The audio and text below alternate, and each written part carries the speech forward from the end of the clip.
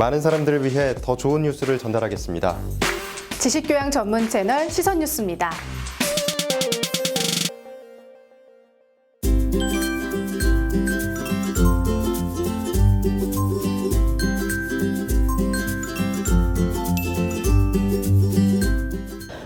이게 현실인데 초보자분들은 상담을 하러 가면 뭐 서울 부산 뭐 이렇게 똑딱똑딱 코스에 12.5회전 했을 때 매출이 뭐 얼마 말이 안 된다라는 거죠. 아예 현실적인 문제로 봤을 때는 그렇게 하려면 운임료가 굉장히 좋아야 되거든요. 현실은 절대 그런 곳이 없다라는 거죠.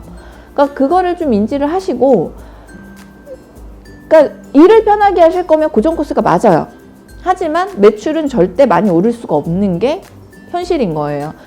저도 지입차 방송을 이제 횟수로 3년째가 됐거든요. 가장 많은 분들이 이제 불안해하시는 부분이 바로 그 안정이라는 부분이었던 것 같아요.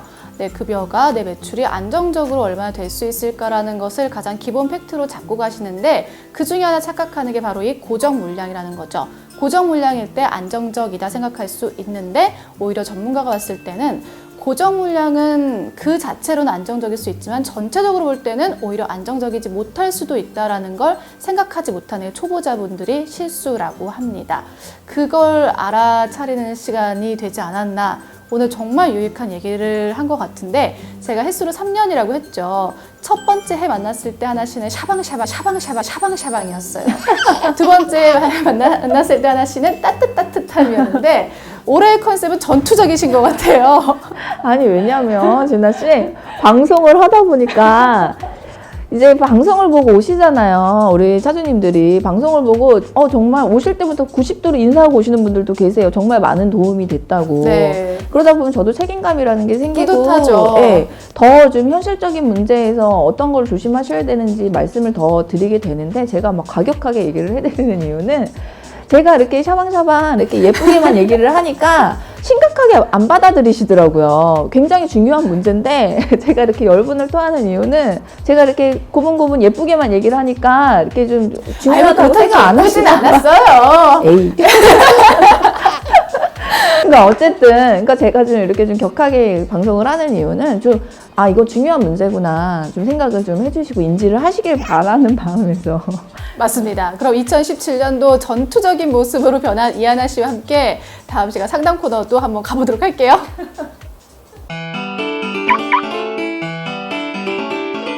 네, 상담 코너 시간입니다. 저희가 방송 최초로 차주님들하고 만나서 이야기 정말 많이 나눠봤잖아요. 최초로. 제가 최초예요. 네. 만나봤는데, 역시나 예상한 것처럼 차주님들의 이야기를 직접 듣다 보니 더 궁금한 이야기들이 많이 생긴 것 같아요. 그래서 그 이야기를 또 상담으로 준비를 해봤거든요. 네, 충북에 사는 40대 중반 남성분인데요. 지난 1월에 아주 유쾌하신 차주님이셨어요. 이승재 차주님 방송분을 봤대요. 그래서 궁금한 점이 생겼는데, 역시나 제 예상이 맞았네요. 그런 말 하셨어요. 유일하게 선택하길 정말 잘했다. 하마터면 큰일 날 뻔했다. 좀 많이 이렇게 공개되지 못한 부분도 있었지만 자기는 지금 생각하면 너무너무 잘한 것 같다. 이런 표현들을 많이 해주셨거든요. 과거를 회상했을 때 그때 내가 계약 파기하길 잘했다고 지금 말씀해 주셨는데, 정말 왜 그런가요? 휴게소보다 업체에서 많이 만나요. 센터. 우리 센터 물건 실으러 가든지 세부적인 얘기도 나누고 회사의 상황도 나누고, 좀 얘기하기 어려운 내용들도 서로 간에 얘기를 하죠, 그때는. 그러면서 저는 가슴을 쓸어내리죠. 그래서 더 많이 그 부분에 좀 이제 많이 궁금하셨다고 해요. 그래서 운수회사들을 다녀봤대요.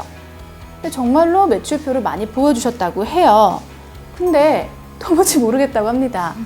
이걸 어떻게 믿어야 되고, 일단 나는 시작해보지 않았는데 이걸 어떻게 믿냐는 거죠. 굉장히 좀 그래요. 저도 설명하기가 좀 모호한 부분이긴 한데, 매출표라는 거는 사람이 만드는 거잖아요. 어찌됐건 그 실질적으로 이루어지는 매출인지에 대해서는 내가 직접 일을 해보지 않고서는 알 수 있는 방법은 없어요. 사실 그래요.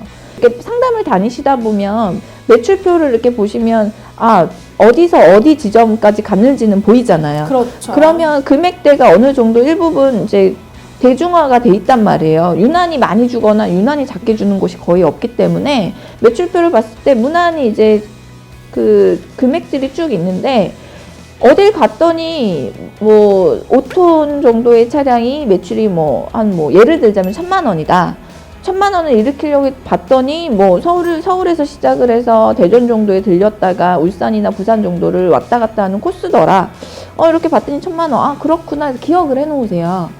예. 그런 다음 다른 데를 또 상담을 가실 거 아니에요. 그럼 가셨을 때 매출표를 또 보여주겠죠. 보여달라고 하면 그 매출표를 봤을 때 똑같은 5톤인데 봤더니 이번에는 중간에 상하차지가 한 군데가 덜 없는데도 불구하고 매출이 똑같단 말이죠. 그러면 의심을 한 번쯤 해보셔도 돼요. 제 생각에는 뭐 어떤 게 맞다 아니다라고 뭐 이렇게 표를 만들어서 얘기를 해드릴 수는 없지만 상담을 다니셨을 때 이렇게 보여주는 매출표 있는 그대로만 믿지 마시고 이렇게 봤을 때 그냥 이 정도 갔을 때 이 정도 매출이 오르는구나 라고 보시다 보면은 보는 법을 좀 아시게 돼요. 네. 비교를 해보시면 될 것 같아요. 만약에 똑같은 일이고 똑같은 코스다 라고 봤을 때 어디 회사는 서울에서 대전까지 20만 원이었는데 여긴 30만 원이래. 그건 좀 뭔가 문제가 있는 거 아닐까요? 그렇게만 생각을 하셔도 좀 조심을 할 수 있지 않을까 싶어요.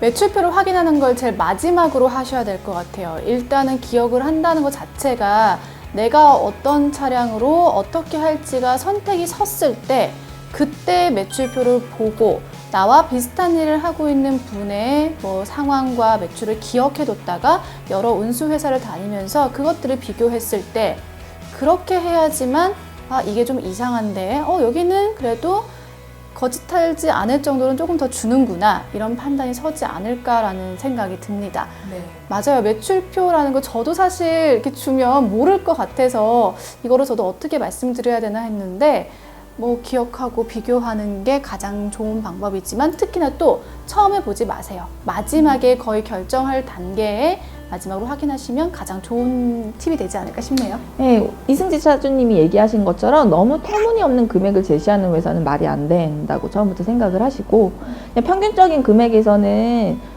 본인이 그냥 조금만 더 조심하셔서 보신다고 하면 크게 문제가 될 일은 없을 것 같아요. 네, 세상 이치가 다 그렇잖아요. 네, 뭐 공짜는 없는 거고요. 내가 하는 만큼 버는 게 맞는 이치인 거니까 그런 이치로만 보더라도 뭐 올바르게 바르게 선택할 수 있지 않을까 싶습니다. 맞습니다. 그럼 저희는 다음 시간에 만나보도록 할까요? 다음 시간에 만날게요.